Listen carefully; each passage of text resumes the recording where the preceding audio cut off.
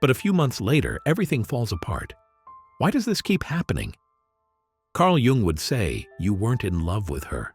You were chasing a part of yourself you're too afraid to face. If that hit a little too close to home, you're not alone.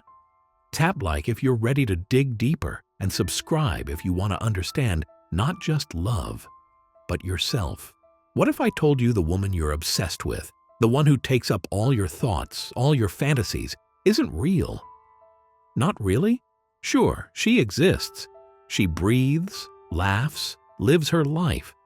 But the version of her you've constructed in your mind, the flawless goddess or the one who will magically bandage all your emotional wounds, is pure fiction. She isn't who you think she is. You don't even see her. What you're seeing is a reflection of something inside of you, something you've yet to acknowledge. This is projection, the invisible filter you place over reality. Carl Jung described it as a psychological magic trick, where your hidden inner world spills outward, twisting what you see. As Jung warned, you do not see women as they are. You see them as your soul demands them to be. That's not her. It's your anima stealing the spotlight. The anima, Jung said, is the feminine essence within every man. It holds everything you've repressed or ignored about your emotional, intuitive self. Every soft, vulnerable, and imaginative part of you you've been taught to deny. And because it's easier to avoid these traits than confront them, that feminine energy gets projected outward onto women in your life. You don't fall for her. You fall for the parts of yourself you won't claim. Think about that. When you're drawn to a woman because she seems nurturing or gentle, is it her you're drawn to?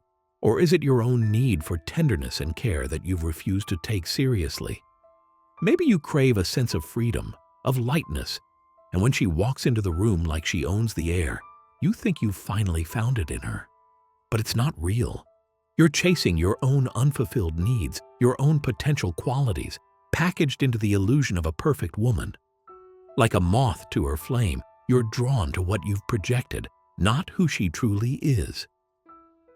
Here's the trap. Fantasies don't last. Sooner or later, the reality underneath breaks through.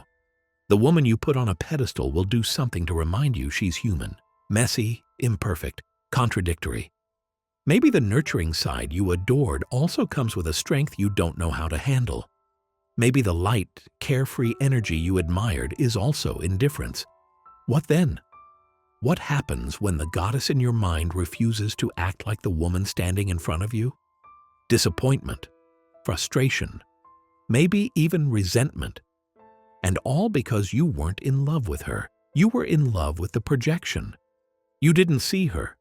You saw your own unlived dreams. This pattern guarantees chaos. Jung believed that as long as you're unconscious of your anima, unaware of how it's shaping the way you see the world, you're forever doomed to this cycle. You get infatuated, thinking she's the one, until the illusion shatters and leaves you lost or angry.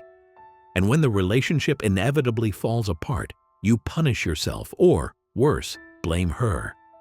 The truth is, this fantasy isn't fair to her either. How could she ever live up to a version of herself that exists only in your mind? Let me give you a simple example.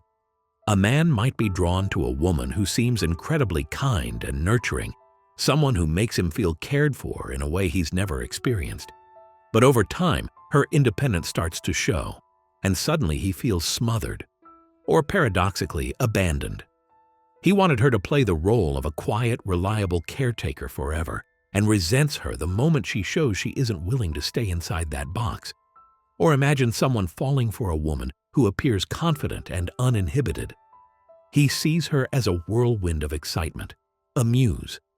Eventually, though, her unpredictable nature becomes a source of conflict, and she's labeled as too much, or even dismissed as selfish. This isn't about the woman. It's about the parts of himself he projected onto her, and the hurt that comes when she proves she isn't a perfect mirror for his unspoken needs. The problem with projection is how deceptive it feels. In the moment, you're convinced you've genuinely found what you've been looking for, your soulmate, your other half. But Jung warned against that sensation, describing it as a trap set by the unconscious. When you deny your emotional complexity, your anima works like a thief in the shadows, taking those neglected parts of yourself and pasting them onto someone else. You think you've found love, but all you've done is fall for an illusion. So, what's the way out? How do you escape this endless cycle of infatuation and disappointment? Jung believed it begins with reclaiming the anima. To truly see women as they are, with all their flaws and strengths, you have to stop outsourcing your unclaimed traits onto them. If you long for emotional depth, nurture that within yourself. If you're awed by someone's creativity, explore your own. In other words, stop treating women as mirrors for the parts of you you've rejected. Take those pieces back, and the illusion will start to unravel. But that's only half the story. There's a darker force pulling your strings. The anima isn't the only force at play here. There's something deeper, something shadowed. And until you're willing to confront it, those patterns will keep repeating. Let's talk about that. Ever wonder why you keep choosing the same kind of heartbreak? You tell yourself this time will be different, but it never is it? Somehow it always ends the same way. The truth is, it's not about her at all. It's about you. Specifically, it's about the part of yourself you're most afraid to look at, your shadow. Your shadow is everything you've buried inside because you were told it wasn't acceptable. It's the pain you've ignored, the flaws you've denied, the shame you've refused to face. The things that were too much to deal with, so you shoved them down and hoped they'd disappear. Except they didn't. They're driving your decisions without you even realizing it. Carl Jung explained that the shadow doesn't vanish just because you refuse to see it. Instead, it lurks in the corners of your mind, shaping your actions and twisting the way you see people. And when it comes to relationships, it's almost always the shadow pulling the strings. Think about it. Why do you keep gravitating toward women who hurt you? Why is it you feel powerless to resist them, even when you know they're not good for you? It's because whether you realize it or not, those women reflect your shadow. They mirror back your deepest wounds, bringing all your unresolved fears and pain to the surface. Jung called this cycle a repeating complex. Your psyche repeats what it does not repair. And here's the catch. It's not compatibility driving your attraction. It's an unconscious desire to heal that pain. Your psyche is replaying the same old story, hoping for a different ending. Here's an example. Imagine a man who grew up feeling abandoned. Maybe his mother was emotionally distant, or maybe a first love left him when he needed her most. That wound, that fear of being left, becomes part of his shadow. It's painful, so he buries it. He spends his life trying not to think about it. But then, over and over again, he finds himself drawn to women who refuse to fully commit. They're inconsistent, unavailable, just out of reach. And no matter how much it hurts, he keeps going back to the same type. Why? Because on some unconscious level, he believes if he can finally get this woman to stay, it'll fix everything. It'll prove he's worthy of love after all. But it never works. He's stuck in a cycle, chasing someone who reflects the very wound she keeps reopening. This pattern doesn't happen by accident. The truth is, your mind is searching for resolution. You find yourself drawn to women who echo the emotional chaos of your past because your shadow wants to heal. It's trying to resolve unfinished business. But here's the brutal part.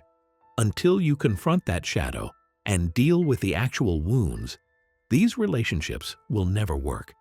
They'll always break you in the end. And no matter how different she seems at first, the same story will keep playing out. This goes deeper than just failed relationships.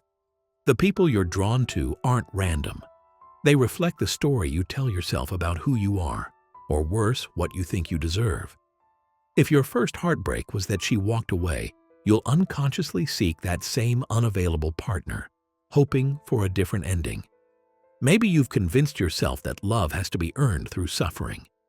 Maybe you've learned to see chaos as excitement because peace feels too unfamiliar. Or maybe you're chasing someone else's love because you never learned how to love yourself. These patterns often go back to childhood. The way we first experienced love shapes what we expect from it as adults. And if that early experience was full of neglect or instability, it leaves behind scars. Scars that dictate who and what you're drawn to, long before you even recognize the pattern. It's not just about attraction, it's about what these women symbolize to you. They're not just people, they've become symbols of your unhealed scars, ways to soothe the cracks in your identity. The problem isn't them, it's that this tactic doesn't work. What you're trying to heal is inside of you, but you keep looking for external solutions. Doesn't that sound exhausting? How many relationships will it take before you realize you're not getting what you need? Until you address the shadow itself, no woman will fix you. The patterns will go on. The woman changes, the face changes, but the story stays the same. And here's the thing, breaking free isn't about running away from these women or trying to find someone better. It starts with facing the shadow, owning it, and understanding what you're really chasing. Jung believed that the shadow isn't your enemy. It's trying to guide you toward growth, but only if you stop projecting it outward and start taking responsibility. That means seeing the wounds for what they are, unfinished business from your own mind. The moment you claim them, the moment you stop pretending they belong to someone else, you'll finally be free. Free to see the women in your life as they are, not as mirrors for what's broken inside of you. And while your shadow keeps replaying old pain, it's your anima that keeps you hooked. Next, the trap of the anima-driven man. Imagine chasing her attention like a drug, only to crash when it fades. That hollow ache in your chest, the feeling of being built up just to be knocked down. It's not new, is it? And whether you want to admit it or not, you know you'll go back chasing that same high again. That's the trap of the anima-driven man. He's a puppet, pulled in every direction by his own desperation, not even realizing the strings are tied to parts of himself he refuses to claim. Jung called it archetypal possession, when your anima hijacks your will and you lose control.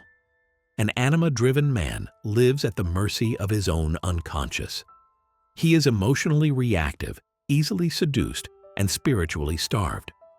Most men today are spiritually starved, raised to please, not to be, and the anima fills that void. Then she uses that void against them. Without a solid foundation within himself, he looks outward, for meaning, for validation, for anything that will make him feel whole. He becomes what others need him to be, adapting instead of leading, clinging instead of standing firm.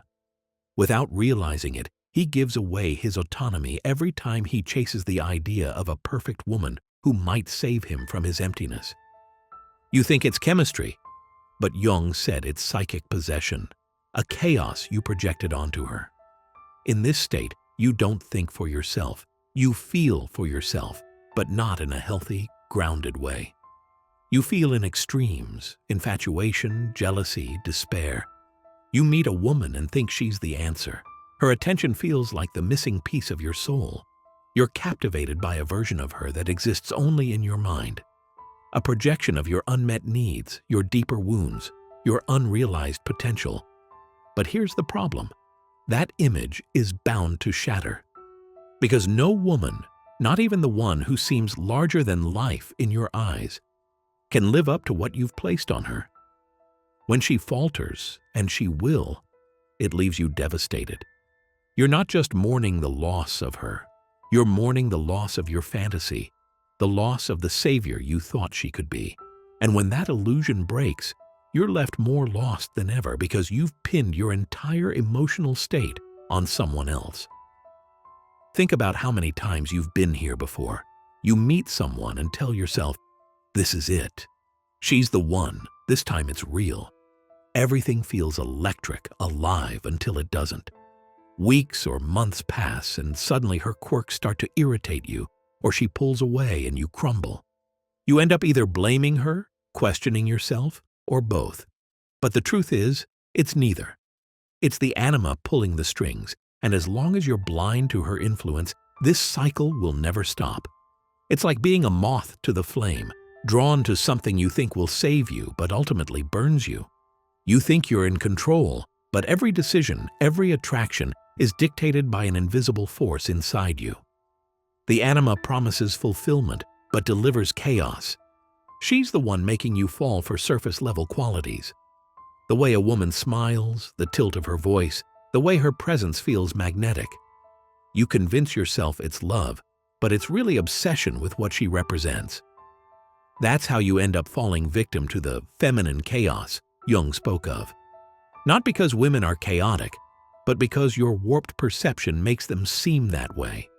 You project your confusion onto them and then resent them when they don't fix it. At this point, you might wonder why this keeps happening. Why do you grow infatuated so easily? Why does it always end the same way? The answer is simple. Because you're looking for validation you should be finding within yourself. Women become your escape hatch, a way to avoid staring into the void inside you. But here's the irony. You only make that void bigger with every failed attempt to fill it. That's why you feel hollow when she pulls away. And the emotional toll is brutal. You're stuck in a cycle of romantic highs and crashing lows, never stable, never at peace. This trap makes you vulnerable. You're so desperate for connection, so hungry for meaning, that you lose the ability to stand your ground.